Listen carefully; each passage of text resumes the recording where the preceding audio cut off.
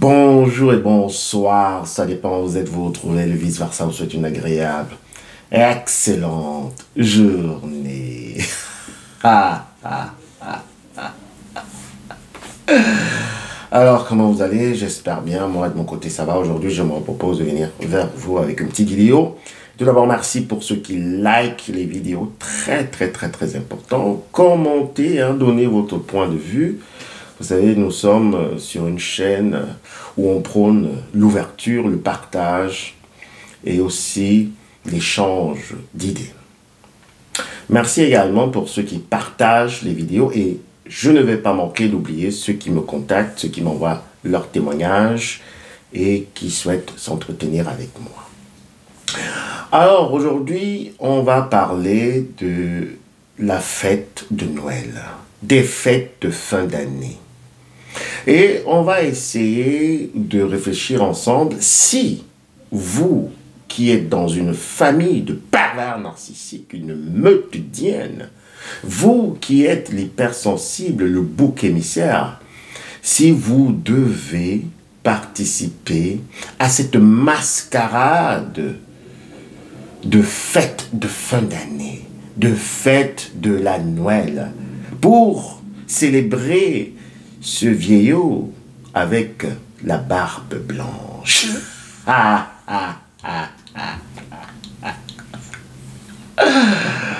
Le vieillot qui est toujours comme ça, en train de chevaucher sur ses chevreuils pour partager des cadeaux partout et entrer dans des cheminées dans tout le monde entier au même instant.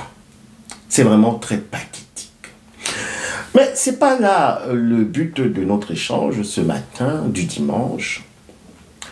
Mais il faudrait seulement que vous vous posiez la question. Vous avez bien certainement reçu l'invitation de Martine, de Jacqueline ou bien de Sephora, votre sœur cadette, votre sœur aînée, ou bien également de vos frères, les moutons noirs de cette meutienne, qui vous ont demandé si vous viendrez le 25, si vous viendrez le 24, le réveillon de Noël, pour passer un moment convivial avec eux.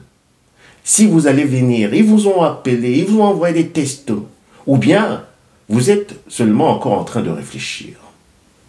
Est-ce que vous devez entrer dans le territoire de la meutienne? Fût-ce été les célébrations de fêtes de fin d'année. Est-ce que vous devez aller passer la Noël avec ces hyènes? Est-ce que jusqu'à présent, vous vous sentez libre? Ou bien vous jubilez déjà, vous êtes dans une certaine attente de cet instant. Et quand vous pensez à ce réveillon de Noël avec vos frères et sœurs, les moutons noirs, votre papa castré, la maman hyène et l'enfant roi, qu'est-ce qui se passe en vous? Qu'est-ce qui se passe en vous? Est-ce que vous avez la paix? Est-ce que vous avez la tranquillité? Ou bien vous êtes déjà en train d'appréhender cet instant? Alors, continuons dans la réflexion. Je voudrais vous poser la question. Comment s'est passé les dernières fêtes de Noël, le dernier repas de Noël, avant le sacrifice? Comment a été l'après-fête, l'après-réveillon, quand vous étiez justement dans cette famille de meutiennes? Vous savez, vous devez commencer à écouter, apprendre à écouter votre petit enfant. Vous devez commencer à être individualiste, surtout quand vous êtes dans une meutienne. Vous devez commencer à devenir égoïste, égocentrique. Quand il s'agit des meutiennes, je précise bien, il ne faudrait pas tirer mes paroles du contexte. Parce que vous avez atteint un certain âge. Vous avez déjà bâti votre vie.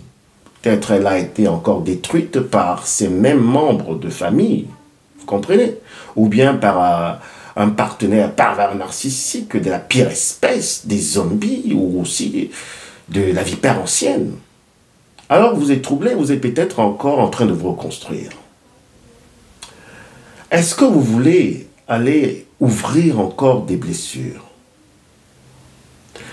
Ou bien vous vous dites, non, j'ai déjà grandi, j'ai fait mes classes et j'apprends maintenant à renoncer, à dire non à tout ce qui me fait mal. Pas à tous ceux qui me font mal, mais à tout ce qui me fait mal.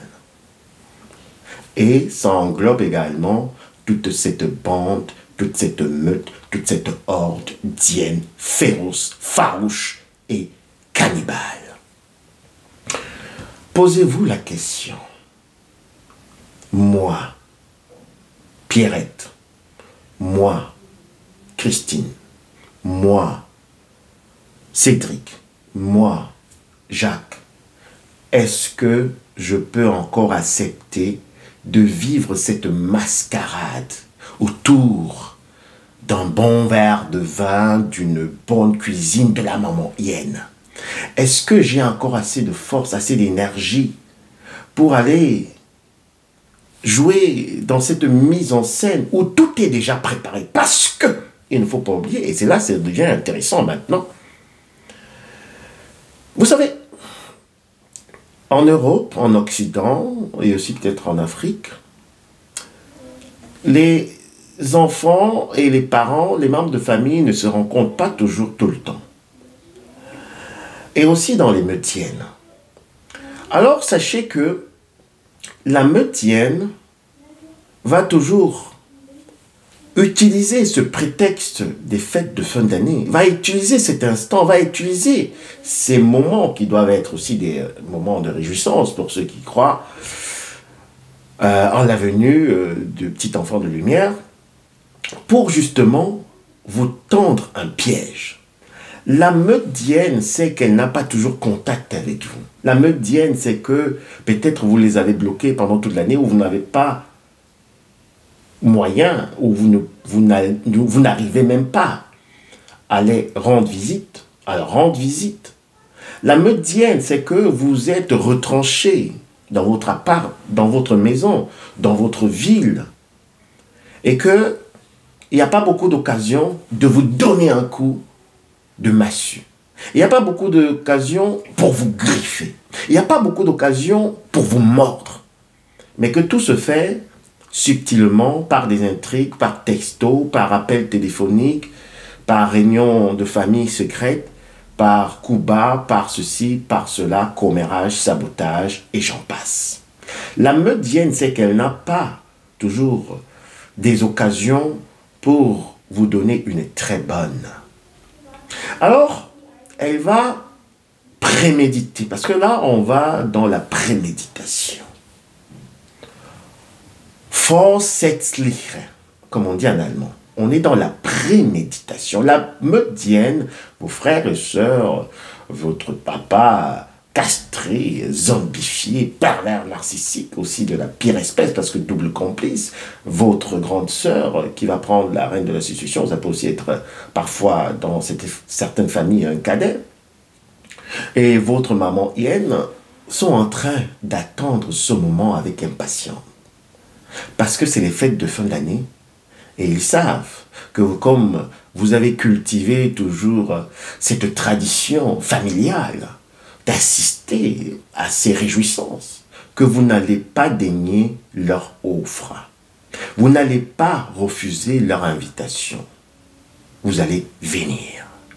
Et ils sont en train de tout préparer pour que ce jour soit un jour de regret pour vous. Un jour où vous allez vous poser la question, qu'est-ce que je suis en train de faire à table? Un zèbre avec des hyènes. Qu'est-ce que je suis en train de faire là? Et on vous demande si le vin est bon, on vous demande si la nourriture est bonne, si la viande est très cuite, si vous la voulez pré-cuite, si vous la voulez douce, si vous la voulez à point, si vous la voulez comme ci, comme ça. Mais vous n'arrivez même pas à manger. Parce que ça bavarde, ça fait des intrigues. Et maintenant, on entre dans les conversations, justement, sur la table avec le papa Ian, la maman Ian et les enfants, vos frères et sœurs. Hein. Alors, on vous demande, Geneviève, c'est comme ça que tu vas terminer ta vie. Tu es toujours seule. Mais on a l'impression que tu dégages une mauvaise aura, hein, parce qu'aucun homme ne veut entrer en relation avec toi. Il y aura des pics. Il y a toujours des pics. Mais tu t'es relevé de ta dépression, là, parce que, voilà, quand tu mènes une vie comme la tienne, là, Jacques, tu peux jamais pouvoir obtenir des opportunités de travail. Tu vas galérer toute ta vie. Mais, tu sais, tu vas finalement terminer ta vie comme ça, hein, Marc. Tu vas terminer ta vie comme ça. Quand on t'a dit de rester dans la famille, tu voulais aller à l'étranger, tu voulais aller à Madagascar, tu voulais aller à l'île de la Réunion, tu voulais aller à Kuala Lumpur, tu voulais aller à Buenos Aires. Et voilà, maintenant, tu te retrouves comme ça. Hein? Maintenant, tu es ici. On te propose de rentrer à la maison. On a une chambre, là, on peut t'apprêter une chambre en haut. Parce que où tu vis à Marrakech, là, tu es tout seul. Tu es toute seule. Est-ce que tu voudrais rentrer dans la meute?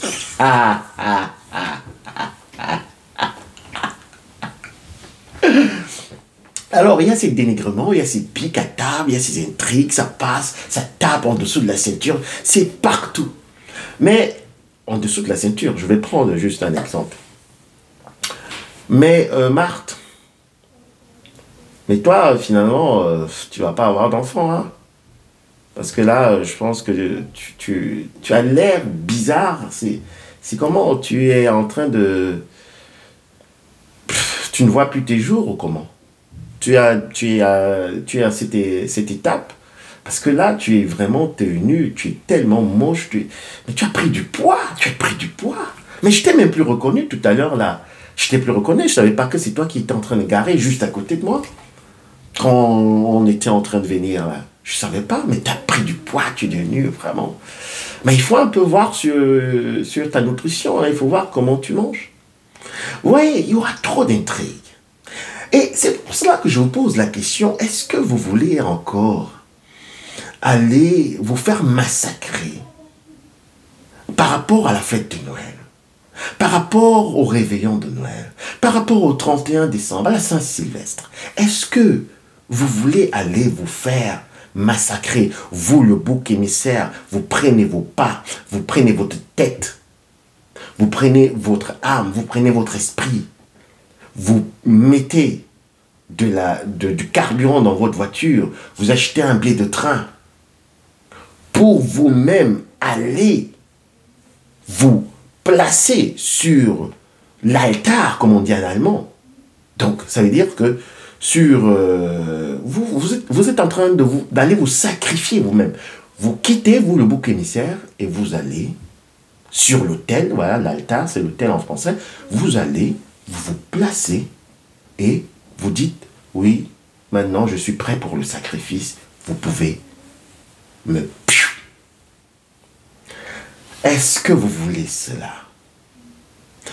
Je voulais vous donner quelques points de réflexion aujourd'hui et j'ai pensé faire cette vidéo très tôt parce qu'il faut déjà commencer à réfléchir sur des alternatives. Est-ce que vous avez une famille, amie qui peut vous accueillir si vous ne voulez pas rester seul pendant ce moment? Est-ce que vous pouvez également rester seul sans avoir des remords? Des remords, parce que vous direz, vous serez tellement déchiré, pourquoi j'ai dit non, je devais aller, il fallait que j'aille, non, après vous avez encore peur du retour, vous avez peur des conséquences de votre refus, vous avez peur de tout ce qu'on va dire, vous avez peur de ceci, donc il faudrait déjà que vous commenciez à vous préparer, à vous prédisposer mentalement, spirituellement et psychologiquement. Est-ce que vous avez des alternatives? Est-ce que vous pouvez sortir, vous avez déjà programmé pour le cinéma? Vous allez même seul, vous allez au cinéma, vous tapez un bon resto, vous invitez aussi des amis à la maison, ça peut aussi être possible. Si vous appréhendez déjà ce moment avec cette médienne, vous devez déjà commencer maintenant à vous préparer psychologiquement. Vous devez commencer à faire ce travail maintenant pour que après vous ne soyez pas dans les regrets. Mais que quand vous allez décliner cette offre, cette invitation à aller se livrer sur l'autel du sacrifice de la médienne, alors que vous soyez calme, que vous ayez votre paix, et que vous soyez vraiment tranquille, en âme et conscience, que vous puissiez aussi porter la responsabilité de ce refus. Que vous dites, oui, j'ai accepté de dire non. Parce que je me rappelle de l'année dernière, de ce qui s'est passé. Après, j'ai même eu des maux de ventre, on m'a dit qu'on était en train de manger l'Autriche grillée, c'était du bison, c'était des haricots verts et tout, mais après, finalement, j'ai eu des maux de ventre. Mais les maux de ventre n'ont pas été créés par la nourriture que vous avez consommée, par le bon vin, le Bordeaux, je ne fais pas de pub, mais peut-être un Beaujolais, aussi, peut-être un Toscana. Hein, c'est pas par rapport à cela, ou bien juste... la boisson que vous avez consommée, c'est pas ce qui vous a causé des maux de ventre. C'est pas ce qui a causé votre mal-être après avoir vécu cette scène, cette mise en scène avec cette médienne, après avoir fêté ce 25, ce 24, ce 31 avec vos membres de famille. Non, c'est pas les aliments qui vous ont fait vous sentir mal à l'aise. Mais c'est votre conscience et en même temps, c'est l'état d'esprit que vous aviez là-bas. C'est la peur que vous aviez au ventre quand vous étiez là-bas.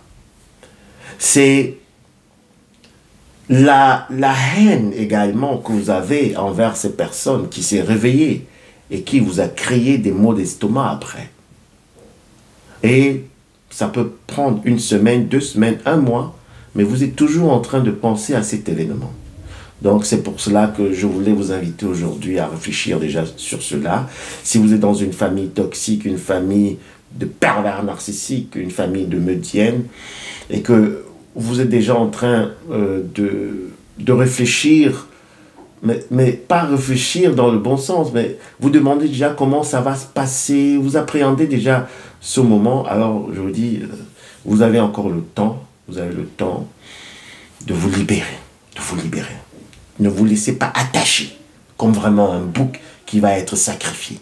Ne vous laissez pas attacher par ses obligations. Libérez-vous. Hein. Restez dans votre chambre, vous faites, je me libère de ça, je ne veux pas cette invitation. Faites une petite cérémonie, un petit rite. Hein. Faites comme ça pendant peut-être 3, 4, 5 jours.